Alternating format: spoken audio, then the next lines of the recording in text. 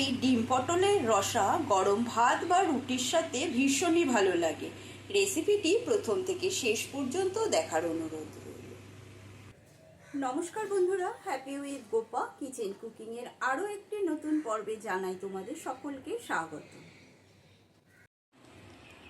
আজকে বানাবো সম্পূর্ণ নতুন পদ্ধতিতে ডিম পটলের রসা। তার জন্য এখানে নিয়েছি 6টা ডিম সেদ্ধ করে নিয়েছি, আর নিয়েছি 300 গ্রাম পটল, আর নিয়েছি আলু।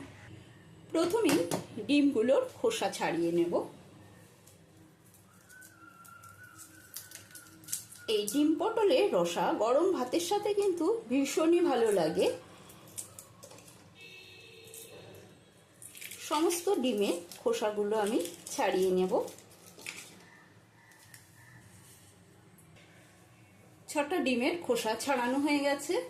এবারে ডিমগুলো একটা চাকুর সাহায্যে সামান্য চিড়ে নেব, যাতে তেল মশলা ভালো করে ঢুকে যায়। ডিমগুলো চিড়ে নেওয়ার পরে দিয়ে দিচ্ছি সামান্য হলুদ গুঁড়ো, আর দিয়ে দিচ্ছি লবণ আর হলুদ দিয়ে মাখিয়ে নেব। গ্যাসে একটা কড়াই বসিয়েছি, কড়াইয়ের মধ্যে দিয়ে দিচ্ছি সর্ষের তেল। সর্ষের তেলটা গরম হলে এর মধ্যে দিয়ে দিচ্ছি 5টা শুকনো লঙ্কা। ঝালটা নিজেদের পরিমাণ বুঝে ব্যবহার করবে। শুকনো লঙ্কাটা সামান্য নেড়ে চেড়ে নিয়ে এর মধ্যে দিয়ে দেবো একটা মাঝারি সাইজের পেঁয়াজ কুচি। পেঁয়াজ কুচিটা দিয়ে নেড়ে চেড়ে নিচ্ছি, বেশি ভাজবো না কোনো কিছু। এবারে এর মধ্যে দিয়ে দেব 4টে রসুনের কোয়া, দিয়ে দিচ্ছি হাফ ইঞ্চি আদা।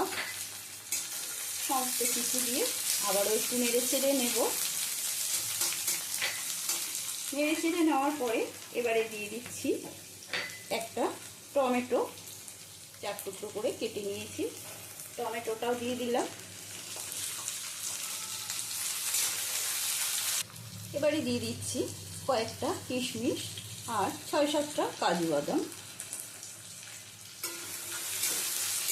এটা দিয়েও ভালো করে একটু নেড়ে চেড়ে নিলাম। গ্যাসের স্টিমটা বেশ হাইতে রাখিনি, লোতে রেখে রান্নাটা করছি।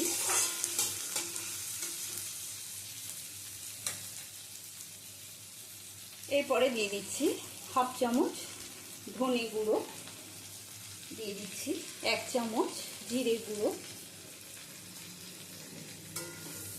সমস্ত কিছু দিয়ে আবারও ভালো করে মিশিয়ে নেড়ে চেড়ে নেব।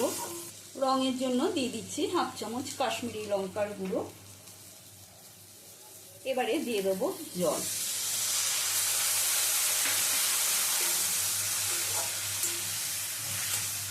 জলটা শুকিয়ে যাওয়া পর্যন্ত অপেক্ষা করব। সম্পূর্ণ জলটা শুকিয়ে গেছে, তেল ছেড়ে এসেছে। এবারে মশলাটা নামিয়ে ঠান্ডা করে নেব। মশলাটা নামিয়ে নিয়ে কড়াইটা একটু ধুয়ে নিয়েছি। এবারে কড়াইয়ের মধ্যে দিয়ে দিচ্ছি আবারও বেশ কিছুটা সর্ষের তেল। সর্ষের তেলটা গরম হয়ে গেলে দিয়ে দেবো ডিমগুলো দিয়ে ভেজে নেব।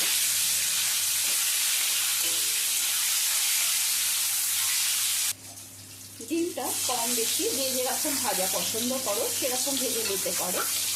যদি চ্যানেলে নতুন বন্ধু হয়ে থাকো তবে ইউটিউব চ্যানেলটা সাবস্ক্রাইব করে নিও। পাশে থাকা বেল আইকনটা প্রেস করতে ভুলো না, যাতে আমার রান্নার নিত্য নতুন নোটিফিকেশনগুলো সবার আগে তোমাদের মোবাইলে পৌঁছে যায়।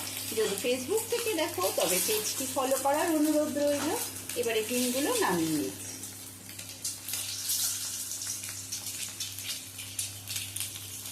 ডিমগুলো তুলে নেওয়ার পরে ওই তেলের মধ্যে প্রথমে আলুটা ভেজে নেব।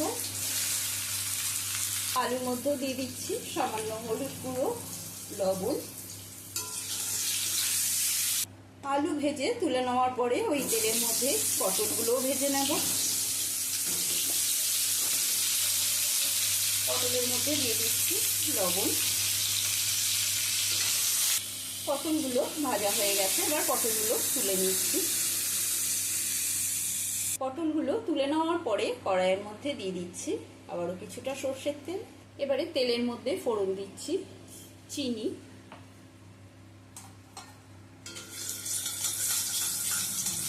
চিনিটা দেওয়ার পরে একটু নেড়ে ছেড়ে নেব। নেড়ে ছেড়ে নিয়ে এবারে এর মধ্যে দিয়ে দেব মিহি করে কুচিয়ে নিয়েছি দুটো পেঁয়াজ। পেঁয়াজ কুচিটা দিয়ে দিচ্ছি। পেঁয়াজ কুচিটা দিয়ে পেঁয়াজটা ভেজে নেব।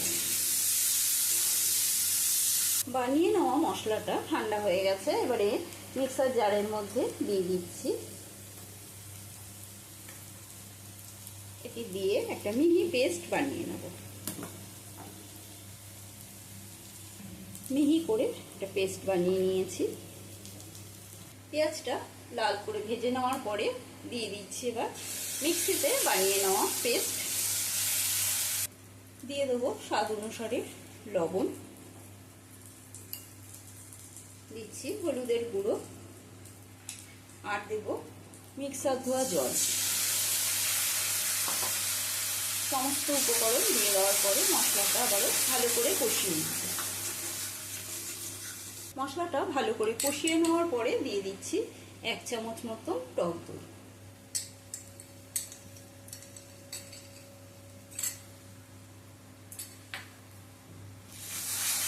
টক দই দিয়ে ভালো করে মিশিয়ে নিচ্ছি। মিশিয়ে আবারও কিছুক্ষণ কষিয়ে নেব। মশলাটা ভালো করে কষিয়ে নেওয়ার পরে দেখো তেল ছেড়ে এসেছে। এখন এই অবস্থায় আমি দিয়ে দিচ্ছি ভেজে রাখা আলু, পটল আর ডিম। সমস্ত কিছু দিয়ে ভালো করে মিশিয়ে নেব। সমস্ত উপকরণ দিয়ে ভালো করে কষিয়ে নেওয়ার পরে দিয়ে দেবো আমি এর মধ্যে 1 কাপ পরিমাণে জল।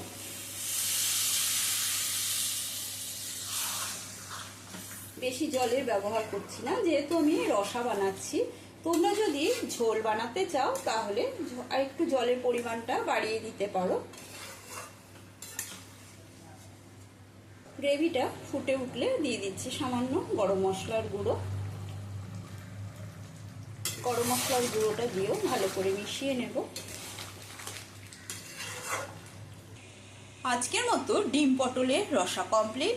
আশা করি তোমাদের সকলের ভালো লেগেছে। একটা লাইক দিয়ে দিও, কমেন্ট করে জানাবে রেসিপিটি তোমাদের কেমন লাগলো। আজকের মতন এই পর্যন্ত। আবারও নতুন কোনো রেসিপি নিয়ে হাজির হব। সুস্থ থাকবে, ভালো থাকবে। ধন্যবাদ।